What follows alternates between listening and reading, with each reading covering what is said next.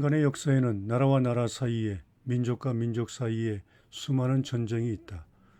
그런데 믿는 자들에게는 세상의 전쟁만큼 치열하고 중요한 전쟁이 있다. 그것은 구원받기를 원하는 사람이라면 누구든지 자기의 영혼을 위해서 싸워야 하는 영적 전쟁이다. 적지 않은 사람들이 영적 전쟁에 대해서 전혀 알지 못한다. 그러나 영적 전쟁은 세상에서 발생하는 모든 전쟁과 다르지 않다. 영적 전쟁에도 백병전이 있고 부상과 죽음이 있다. 승리와 패배가 결정된다. 무엇보다도 영적 전쟁에는 무섭고 엄청난 결과들이 기다린다. 세상의 전쟁에서 패배한 나라들이 당하는 결과들은 일시적이며 회복될 수 있다. 그러나 영적 전쟁의 결과는 변하지 않으며 돌이킬 수 없이 영원하다. 사도 바울은 디모데에게 믿음의 선한 싸움을 싸우라, 영생을 취하라 라고 강력하게 권면했다. 기독교인은 거룩한 존재이며 거룩해지기를 원하는 사람은 싸워야 한다. 기독교인은 선한 싸움을 싸우는 사람이라는 사실을 기억해야 한다. 진실한 기독교 신앙은 싸움이다. 참 기독교인은 그리스도의 군사이며 회심하는 날부터 죽는 날까지 그리스도의 군사답게 행동해야 한다. 그는 아니라고 나태한 생활을 해서는 안 된다. 그는 성경을 자기의 믿음과 실천의 원칙으로 삼아야 하며 성경 말씀을 따라 싸워야 한다. 기독교인의 싸움 대상은 세상과 육체와 마귀이다.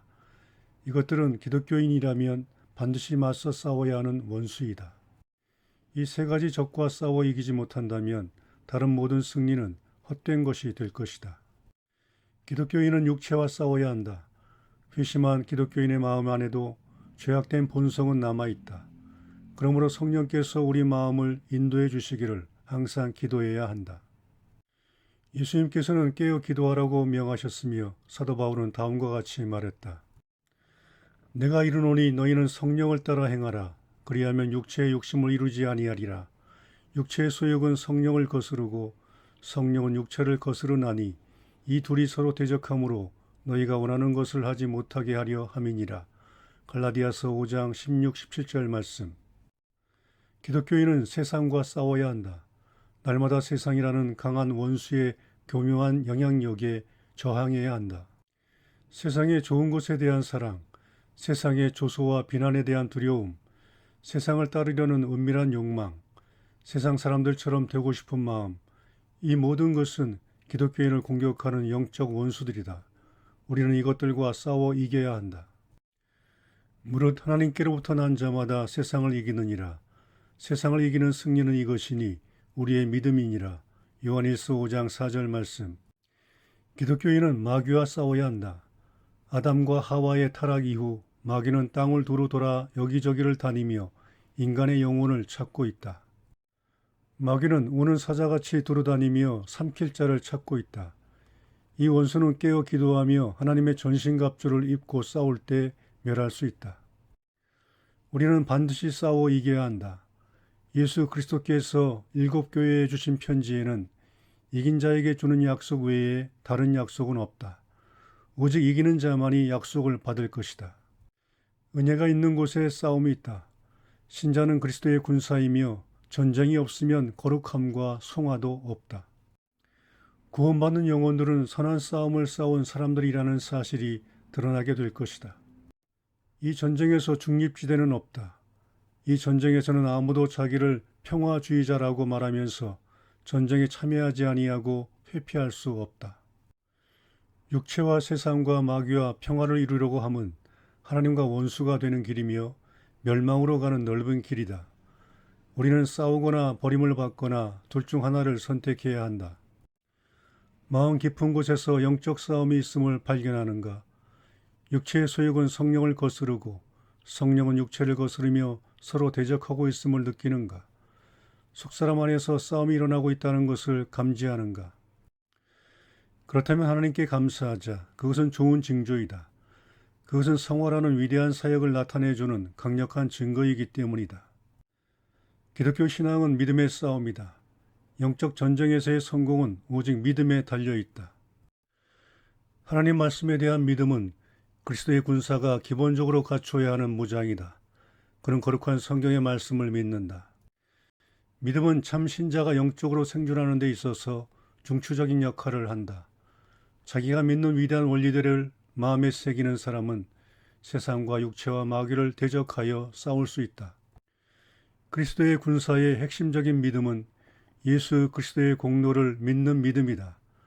그는 자신의 수많은 죄와 허물, 연약한 마음, 유혹하는 세상, 바쁘게 활동하는 마귀 때문에 낙심할 수 있다.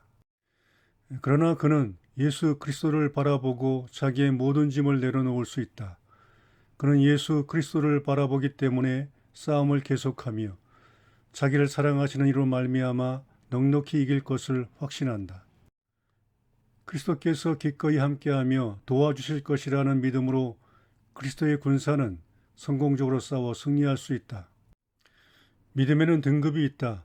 그리스도의 사랑과 끝없는 보호하심에 대한 믿음만이 전쟁에 대한 염려를 덜어줄 수 있다. 그리스도의 군사가 되기를 원하는가? 그렇다면 믿음을 얻기 위해 기도하라. 믿음은 하나님의 은사이며 구하는 자는 반드시 받게 되는 은사이다. 행하기 전에 먼저 믿어야 한다. 사람들의 신앙생활에서 전혀 행함이 없는 이유는 믿음이 없기 때문이다. 믿음은 하늘나라를 향한 첫걸음이다. 오늘 주님의 편에 서라. 과거의 방탕함과 불신앙을 털어버리라. 분별이 없고 불합리한 세상길에서 나오라. 자기 십자가를 지고 그리스도의 선한 군사가 되라. 믿음의 선한 싸움을 싸우라.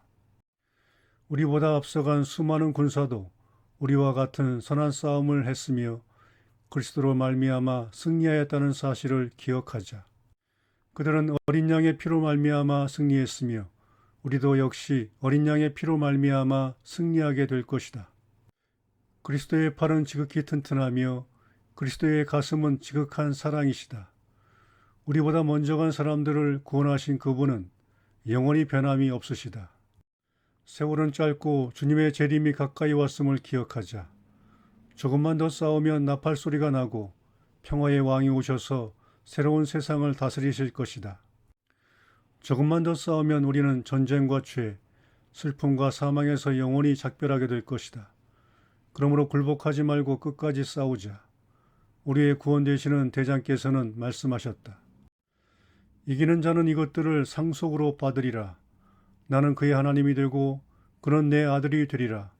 요한계시록 21장 7절 말씀.